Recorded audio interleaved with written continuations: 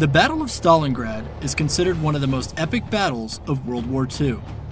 Stalingrad is one of the largest land campaigns in human history, and when viewed through the lens of the U.S. Army's operational framework and doctrine on offense and defense, it provides rich opportunity for professional discourse at every level.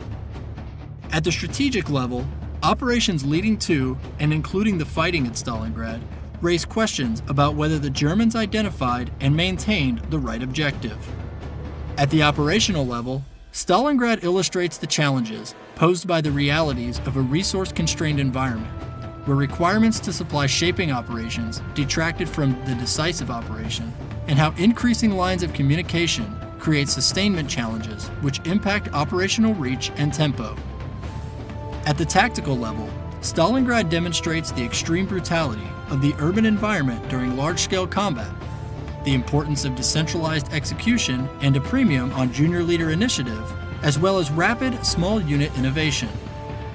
Many predict future warfare will inevitably feature complex fighting in dense urban environments. If this is the case, the lessons learned from Stalingrad and current doctrine for urban combat provide warning, education, and guidance for those who order forces into cities, for the leaders who plan the operations, and for the soldiers who may pay the ultimate price.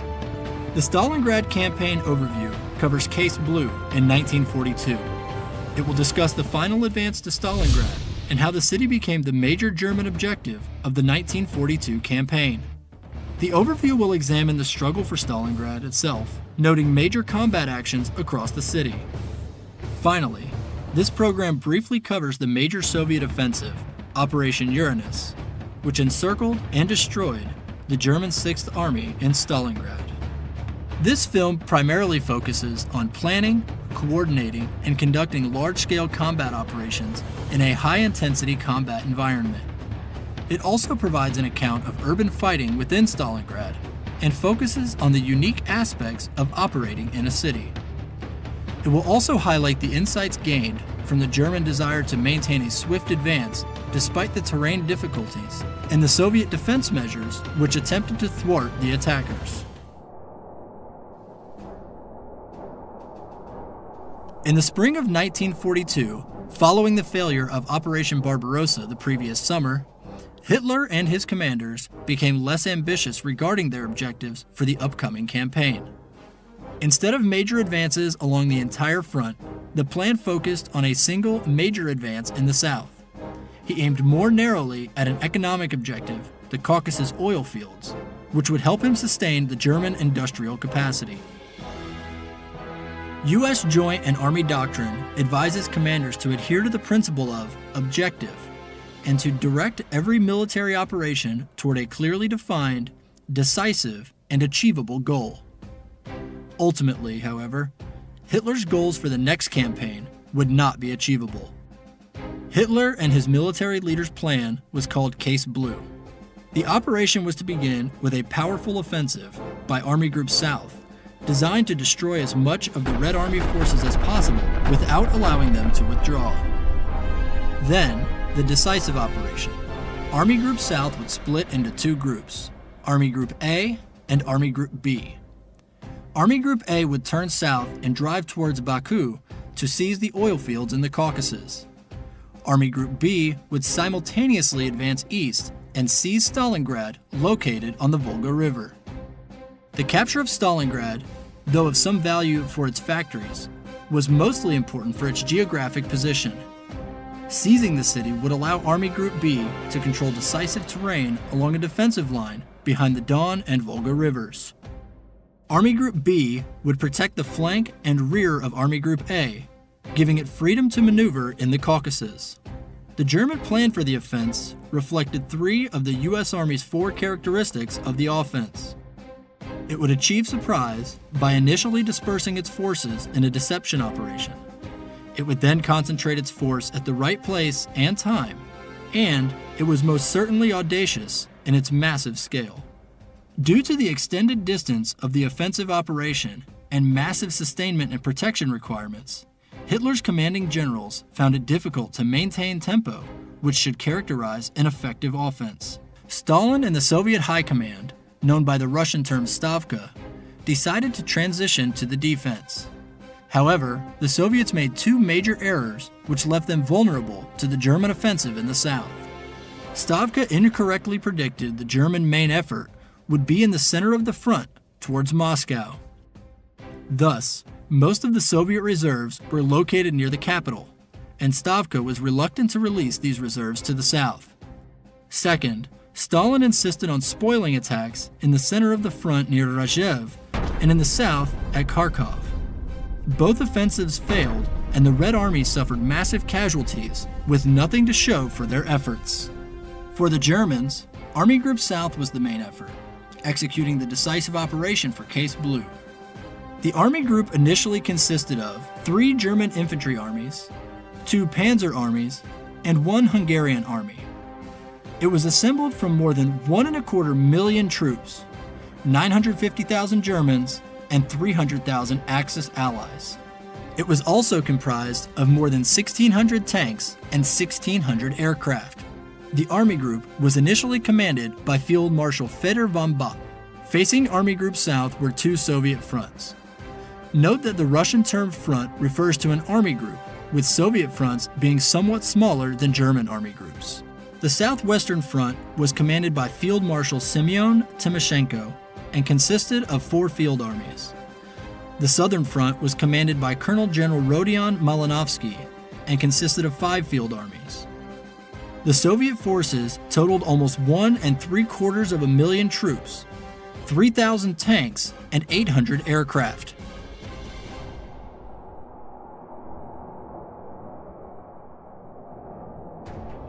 Army Group South opened its offensive on 28 June and achieved some impressive advances. By 7 July, Colonel General Hermann Hoth's 4th Panzer Army had linked up with the 6th Army near Voronezh on the Upper Don River. 2 days later, Army Group South was redesignated Army Group B, and Field Marshal Wilhelm List's Army Group A, consisting of the 1st Panzer and 17th Armies, was activated to begin its offensive into the Caucasus. The Russians believed this southern offensive in Ukraine was a supporting effort, and the main German offensive would still be in the center toward Moscow. Thus, the Soviets poured reinforcements into the fight for Voronezh, but were hesitant to send reinforcements further south. On 11 July, Hitler ordered the 4th Panzer Army, which had been moving towards Stalingrad, to change directions and move southeast to support List's Army Group A, which was struggling to secure crossings over the Don River. At the same time, the 8th Italian Army arrived as reinforcements to bolster Army Group B. After bitter fighting, Rostov fell on 23 July, and Army Group A was now poised to advance into the Caucasus.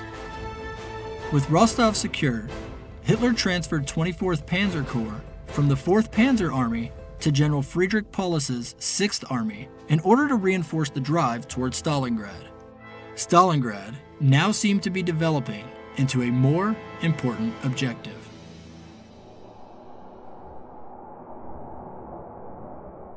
The offensive of List's Army Group A into the Caucasus region received its own codename, Operation Edelweiss. Its objectives were oil fields and refineries at Maykop, Grozny, and Baku.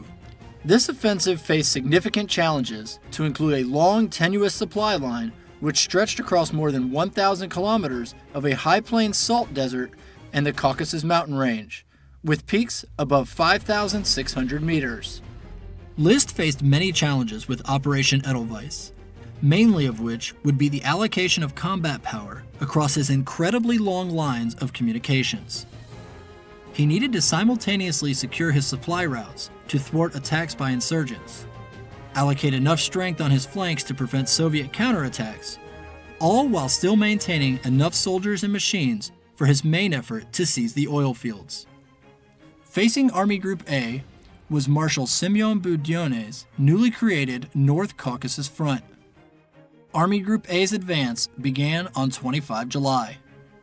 By 30 July, Army Group A had crossed the Don and was making good progress toward the Caucasus. That same day, Hitler detached the bulk of Hoth's 4th Panzer Army from List's Army Group and transferred it back to Army Group B under the command of Colonel General Maximilian von Weichs. Hoth's Panzer Army was to turn northeast towards Stalingrad and assist Paulus and his 6th Army in taking the city. With the detachment of Hoth's army, List received the ill-equipped 4th Romanian Army as reinforcements. List tried to continue his exploitation with far less forces than he had hoped. He directed 1st Panzer and 17th Armies to advance south toward Maikop and Krasnodar. By 10 August, Army Group A had seized the Maikop oil fields, but the Soviets had burned most of the storage facilities and destroyed the well equipment. With supply lines stretched to the breaking point and units strewn across the Caucasus mountain range, Army Group A became bogged down. The German struggle to adequately allocate combat power illustrates the importance and difficulty in applying U.S. Army doctrine regarding operational reach and culmination point. Operational reach is the distance and duration across which a force can successfully employ military capabilities. Extending operational reach is a major concern for commanders throughout the duration of an operation. The limit of a unit's operational reach is its culminating point. It was not until 10 September that the Soviet stronghold of Novorossiysk was captured. List also tried to reinvigorate his group's offensive further south, but the Germans were unable to take Grozny, and they were never able to threaten the faraway Baku. Annoyed at the slow progress, Hitler fired List and took personal command of Army Group A. As Army Group A's offensive was culminating in the Caucasus, the capture of Stalingrad began to take on a greater importance as the new main German objective. There were certainly valid reasons for wanting to seize the city. As mentioned earlier, it had some economic value and a key location on the Volga.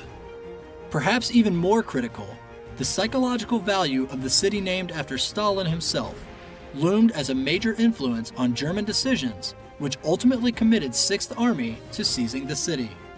Also, as the Caucasus goals became more unattainable, Stalingrad became an alternate way to achieve victory in the 1942 campaign.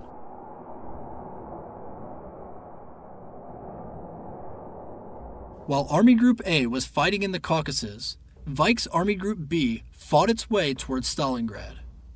After pausing in mid-July to allow supplies to catch up and reconstitute his combat power, Weichs renewed his offensive on 23 July. Paulus's 6th Army now spearheaded the advance. Opposing the 6th Army was the newly created Stalingrad Front, under Lieutenant General Vasily Gordov. His command consisted of 7 armies, manning a front along the Don River and south to the Chir River. 6th Army made significant early gains, breaking through the right flank of the Soviet 62nd Army. However, the German advance overburdened its sustainment capacity. The Soviets took advantage of this vulnerability through a series of counterattacks, which slowed 6th Army's progress and forced Paulus to temporarily transition to the defense on 1 August. U.S. Army Doctrine 3-90 describes a counterattack as an attack by a defending force, with the general objective of denying to the enemy the attainment of the enemy's purpose in attacking. Just as 6th Army's advance slowed, Hoth's 4th Panzer Army began its offensive northeast towards Stalingrad from the south. After some initial success, the Soviets forced Hoth's army to halt. During the German pause, Stalin and Stavka representative, Lieutenant General Alexander Vasilevsky, reorganized the Soviet forces defending Stalingrad. The large Stalingrad front was split, with Gordov retaining control of the new, reduced Stalingrad front, which now consisted of 4 armies. To the south, Colonel General Andrei Yermenko took command of the newly created Southeastern Front, consisting of 3 armies which had belonged to the old Stalingrad front. By 7 August, the German supply situation had somewhat improved, and Paulus's 6th Army launched new attacks on the Soviet forces in the Don Bend. Late that night, a German double envelopment met near Kalach and isolated a large part of the Soviet 62nd Army. Over the next 3 days, several Soviet divisions were destroyed. However, others survived and escaped to the east side of the Don. Paulus now faced a difficult choice. He could maintain the tempo of his offensive and advance directly east to Stalingrad, or he could continue fighting in the Don River Bend to destroy the remaining Soviet forces. By advancing, he could maintain his tempo and limit Soviet defensive preparation in Stalingrad. This, however, would leave significant Soviet forces available to attack his lines of communication. U.S. Army doctrine on risk provides insight into Paulus's decision. Field Manual 3-0 states, "When commanders accept risk in large-scale ground combat operations, they create opportunities to seize, retain, and exploit the initiative and achieve decisive results. Commanders balance the tension between protecting the force and accepting risks in order to achieve military objectives.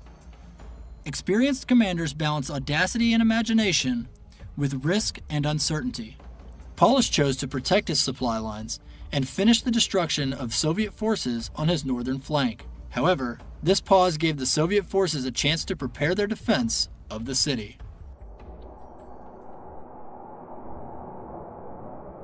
With Soviet forces cleared from the Don Bend, Vikes planned his next offensive to first isolate and then seize Stalingrad. Paulus' 6th Army was to establish a bridgehead over the Don near Verdiachi with 51st Corps. Then, 14th Panzer Corps would pass through the bridgehead and attack along the high ground north of the Orlovka and Machetka rivers to the west bank of the Volga, north of Stalingrad. Hoth's 4th Panzer Army was to attack towards the north and east with the aim of reaching the Volga through the southern suburbs of Stalingrad. By this time, it was clear to the Soviet leadership that a southern offensive was the main German effort. Stavka now sent troops to reinforce both the Stalingrad front and southeastern front, hoping to build a viable linear defense and even launch spoiling attacks. However, the German offensive was launched before the Soviets could mount any serious offensives. Hoth's assault began on 20 August, and Paulus' attack began the next day. By 22 August, Hoth had forced the Soviets to retreat to the northeast to a new line, and finally, Polish troops had established a solid bridgehead across the Don River. At daybreak on 23 August, 6th Army's spearhead, the 14th Panzer Corps, under Colonel General Hans Valentin Hube, initiated their advance from the Verdiachi bridgehead and displaced the 62nd Army. At the same time, the Luftwaffe began a series of massive airstrikes against the city. The lead elements of Hube's 14th Panzer Corps opted to move as rapidly as possible, assuming risk without protecting their flanks, and they reached the Volga north of the village of Rynok that evening. The 16th Panzer Division historian gave his account of seeing the Volga for the first time. And then the first tank stood at the high western bank of the Volga. The wide, dark river was flowing still and majestic, carrying barges in tow downriver, and on the other side, the Asian steppe spread out into infinity. Although the Germans had reached the Volga, 6th Army's long northern flank was vulnerable. The Soviet Stalingrad front saw this vulnerability and decided to exploit it by attacking the German northern flank over the next several days. The attacks were costly and did not penetrate the German line, but they prevented 6th Army from diverting combat power to the main effort. The integration of counterattacks is one of the U.S. Army's characteristics of the defense. Defending forces seek to disrupt attacks by employing actions that desynchronize the enemy's forces' preparations. They counterattack to deny the enemy force the ability to exploit. Simultaneously, while the 6th Army advanced to the Volga, Hoth's 4th Panzer Army resumed its offensive, but due to fierce Soviet resistance, it was forced to temporarily transition to the defense. On 29 August, Hoth renewed the attack and advanced almost 20 kilometers to the north. The German advance forced Soviet General Yermenko to order the 62nd and 64th Armies to withdraw to new defensive lines near Stalingrad. Hoth now had a chance to cut off the Soviet retreat by driving due north, but instead, 24th Panzer Division turned east toward the southern suburbs. The Germans now faced a major struggle to capture the city of Stalingrad itself. From 3 to 12 September, the Germans tightened the cordon around the city and began clearing the suburbs to the west of the urban area. Vikes planned for Hube's 14th Panzer Corps to attack Stalingrad from the north, while 51st Corps, commanded by Lieutenant General Walter von Seydlitz-Kurzbach, was to advance into the city from the northwest and west. However, Soviet attacks in the Kotluban region prevented Huba's 14th Panzer Corps from participating in the advance on Stalingrad. Therefore, Paulus reinforced Seydlitz's 51st Corps with a division from the German 8th Corps along the Don. 51st Corps then slowly fought its way into the western suburbs of the city. This reinforcement from the 8th Corps was the beginning of a continuing pattern. As the fight for the city ground down German units, Paulus and Vikes reallocated combat power from the flanks of the 6th Army to support the decisive operation. South of the city, both sides fought for the suburbs. On 9 September, 4th Panzer Army's 48th Panzer Corps, under Lieutenant General Werner Kempf, made slow but steady gains. Later that day, 29th Motorized Division became the first German unit to reach the Volga on the southern side of the city. The 62nd and 64th Armies were now separated, and the 62nd Army could only receive reinforcements and resupply by ferry boats crossing the Volga River. Although separated, the 62nd Army was not fully isolated and would continue to sustain its defensive operations for the duration of the campaign. This ability to sustain defensive operations created a massive and continuous German requirement for additional forces and supplies to resource the decisive operation in the city, and contributed to their inability to balance combat power between their decisive and shaping operations. That same day, on 9 September, Hitler held a conference in his advance headquarters in Vinnytsia, Ukraine, which was attended by both Vikes and Paulus. During the meeting, Hitler believed that his commanders would quickly complete the seizure of the city. While Hitler held his conference in Ukraine, Stalin removed the commander of the 62nd Army. At Yermenko's urging, Stalin appointed Lieutenant General Vasily Choykov as the new commander. Choykov was unable to reach the 62nd Army headquarters on the summit of Mamayev Kurgan in the center of the city until 3 days later on the evening of 12 September, the night before the first major German effort to take the city.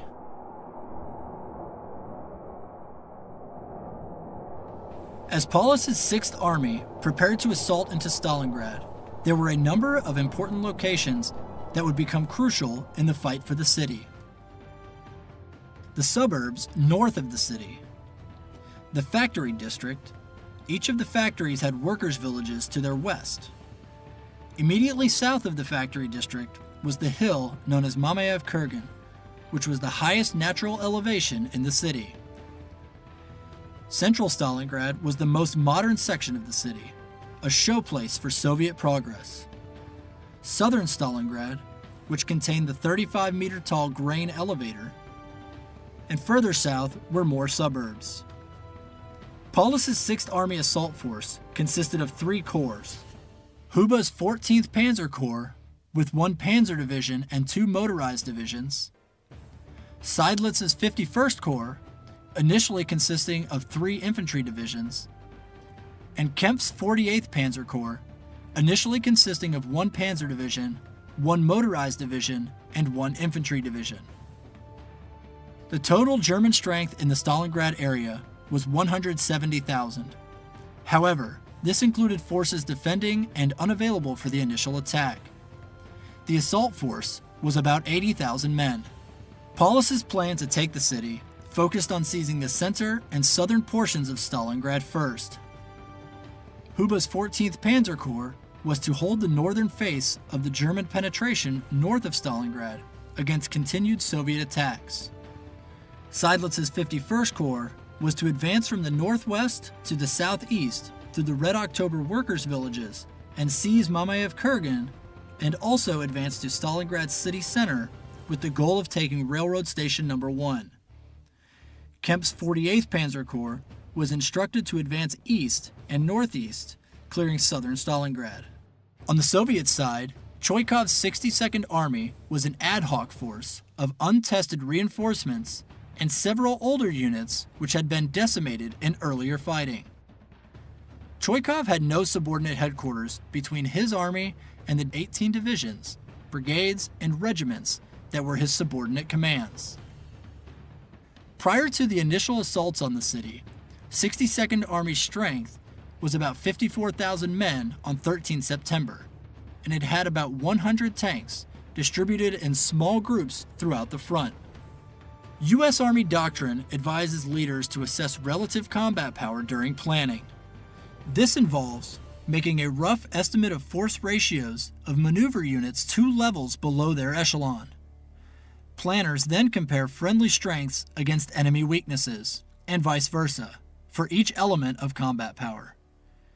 During the attack, the minimum historic planning ratio is 3-to-1.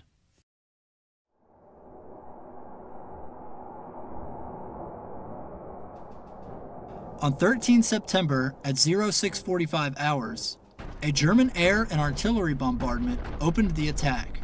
Stuka squadrons, artillery, and mortars heavily engaged targets throughout the city.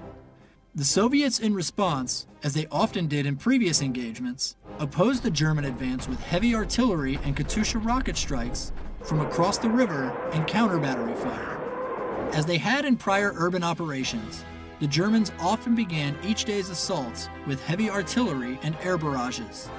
The intention of these bombardments was to demoralize the defending troops and facilitate the rapid seizure of the city. However, the success of this heavy firepower was mixed in Stalingrad. Often, the best German advances were made after these bombardments. But due to the lengthy operation, the city turned into a mass of rubble, mangled steel, and debris. Rubble piles provide excellent covered and concealed positions for dismounted forces while hindering mounted movement and maneuver. At 0800, following the pre-assault fires, Seidlitz's 51st Corps launched its attack. The Corps made slight gains in the north. In the center, it captured 2 key hills and forced Soviet defenders to withdraw to the west. On the Corps' southern flank, the Germans reached the heights above the center city and pushed the Soviets into a developing salient north of the Tsarista River. Kempf's 48th Panzer Corps also began its attack at 0800. The Panzer Corps made only limited advances against the entrenched and stubborn defenders.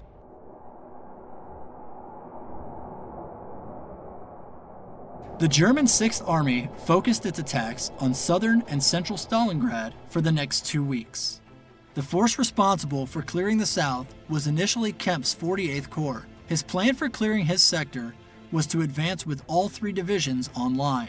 Choikov's 62nd Army had several units defending the southern sector of Stalingrad. According to a 24th Panzer Division report on 14 September, German gains were limited and costly in the south. Despite the limited success in the last 2 days, the Germans planned for a major breakthrough in the southern sector on 15 September using specially organized task forces called Kampfgruppen for the urban fighting. These groups were combined arms forces with added firepower, attached engineers, and flamethrower units. As in Army Techniques publication 3-06, commanders select the right subordinate force for the mission and balance it with appropriate attachments. High commanders do not direct how to organize the small tactical combined arms teams, but ensure that subordinates have the proper balance of forces from which to form these teams. The attack began at 0330 hours, and by mid-afternoon, the Germans had reached the area just west of Railroad Station No. 2. After a quick but harsh fight, the Germans captured the railway station later that afternoon. The group then left a small force behind to defend the station, while the main body resumed its northern advance. During their advance, the German Kampfgruppe could not help but notice the massive towering structure of the grain elevator, and were amazed at how the building dominated the terrain in this area. From 16 to 17 September, part of the 48th Panzer Corps turned its attention to reducing the pocket of Soviet troops west of the railroad line, while other divisions focused on the fight for the grain elevator. The Germans broke Soviet resistance in southern Stalingrad from 19 to 21 September, finally clearing the grain elevator. By 23 September, the Germans cleared the last Soviet resistance south of the Tsarista River.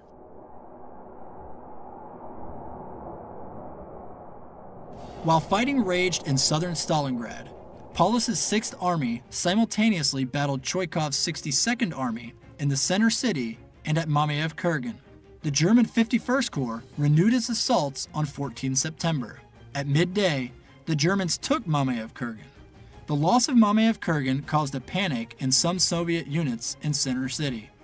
When the Germans renewed their advance in the afternoon, they were able to seize Railroad Station No. 1. Later that day, Choikov committed his last reserves to hold the landing stage. This enabled the Soviet 13th Guards Rifle Division under Major General Alexander Rodimtsev to ferry across the Volga in the remaining hours of daylight, starting at about 1700 hours. Crossing while it was still light, and thus subject to German air attack, was a risk that Choikov felt he must take. The arrival of the 13th Guards Rifle Division certainly saved Choikov's 62nd Army in Stalingrad in September. It consisted of 10,000 men, but not all of them could come over in one night. It took several days. And they couldn't bring any of their heavy equipment. They had to leave the artillery on the other side of the Volga also. Now they did enter the city, retake the railroad station for a while, and hold some other buildings. This is crucial. And this pattern of reinforcement repeated itself throughout the campaign. For the next 2 weeks, fighting raged back and forth in 3 major areas. Near Red Square in the center city, the railroad station changed hands twice while the Soviets desperately held on to the nail factory and the department store. By 24 September, the remnants of the 13th Guards Rifle Division were surrounded near Red Square. With better knowledge of the city layout, the remaining soldiers of the 13th Guards escaped through the German lines. Just to the north, the Germans pressed home attacks with the intent of clearing the rest of the city center. However, the Soviets held several enclaves, and one of those gained fame for holding out throughout the remainder of the battle for the city. This location was Pavlov's house in the 9th January Square area. The building was named after Sergeant Jacob Pavlov, who led a group of Soviet soldiers who took the building by surprise on 25 September. Further north, on 16 September, Soviet troops forced the Germans off of the summit of Mamayev-Kurgan shortly after dawn. Later, a German counterattack pushed the Soviets back from the summit. The foes shared the hill, with the summit usually being an artillery and air-ravaged no man's land for much of the rest of the battle. Towards the end of September, the German 6th Army had cleared all Soviet resistance from southern Stalingrad.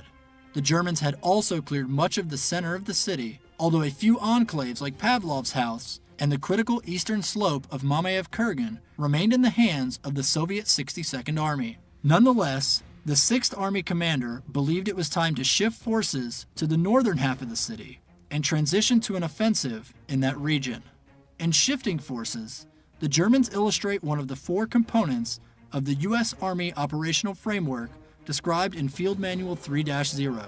Commanders designate the main and supporting efforts to designate the shifting and prioritization of resources.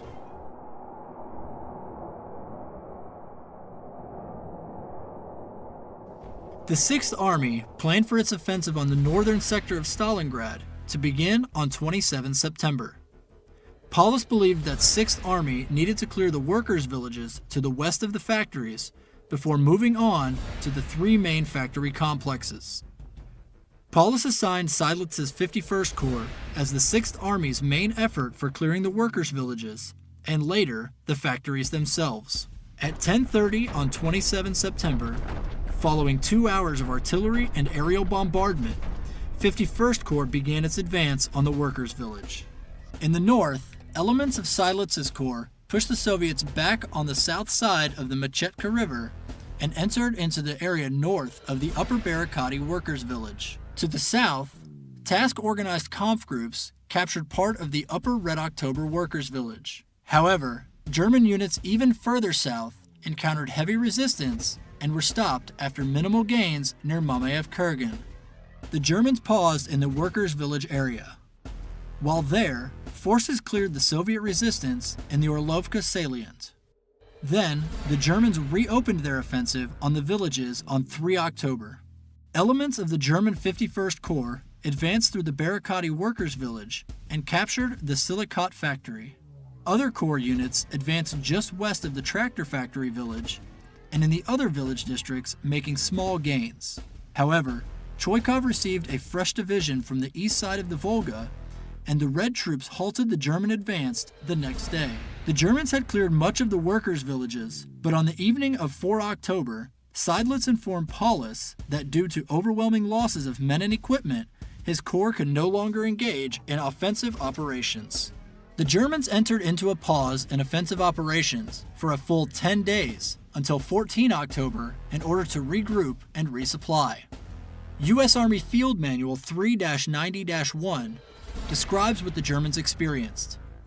Usually, offensive actions lose momentum when friendly forces encounter heavily defended areas that cannot be bypassed.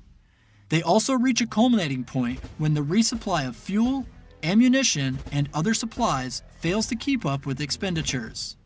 Soldiers become physically exhausted, casualties and equipment losses mount, and repairs and replacements do not keep pace with damage and losses. In some cases, the unit can regain its momentum, but this only happens after difficult fighting or an operational pause. During the lull, Vikes reinforced the 6th Army at Stalingrad with 2 divisions from units outside of the city. Even with these reinforcements, Paulus was attacking with units which had suffered devastating losses in the overall campaign, and in particular in the fight for the city. The divisions of 51st Corps, which had already been engaged in the city fight, were only able to field 1,700 to 2,100 soldiers out of an authorized strength of 4,500 to 6,300. 24th Panzer Division was down to 20 to 30 tanks out of 103 authorized. The Reinforcing Infantry Division was only slightly better off with just over 4,000 men, while the newly assigned Panzer Division added 35 to 45 tanks. Choikov's 62nd Army had also suffered enormous losses.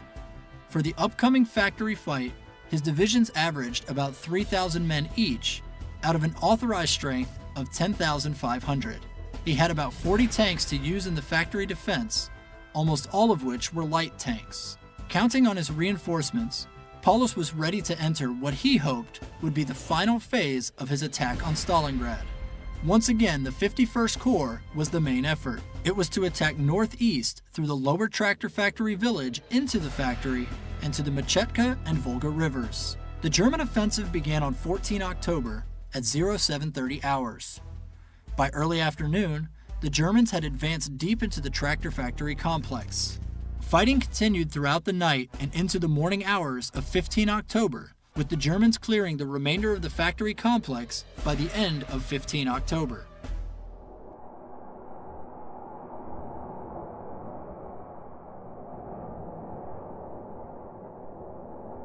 On the evening of 15 October, Paulus ordered Seidlitz to regroup his forces and reorient south to attack the Barricadi factory the next day. At 0800 on 16 October, 51st Corps offensive in the Barricadi factory district began. Initially, well-placed, dug-in Soviet tanks halted the German advance. However, by 1600, the German panzers had destroyed many of the Soviet tanks and advanced into the north end of the Barricadi factory. By nightfall, almost half of the Barricadi factory was in Seidlitz's hands. The Germans continued their assaults on the Barricadi factory on 17 October. Over the next 2 days, the Germans slowly cleared most of the buildings in the Barricadi complex. Seidlitz planned for new assaults, but heavy rains slowed the movement of German supplies and prevented the launch of new attacks for the next 4 days. During this time, Paulus received a fresh division to use in his assaults and make up for the devastating losses that his other divisions had suffered. While 62nd Army continued to draw German forces into the battle at Stalingrad, Stavka planned for Operation Uranus, a vast double envelopment designed to trap and destroy 6th Army in the city. Paulus renewed the German attack in the factory region on 23 October. In the Barricadi area, one German division made little progress against the Soviets defending the southern halls of the Barricadi complex. In the Red October factory complex, Seidlitz's fresh division made good initial gains. Over the next 2 days, the Germans continued to press their attacks on both factories. They succeeded in clearing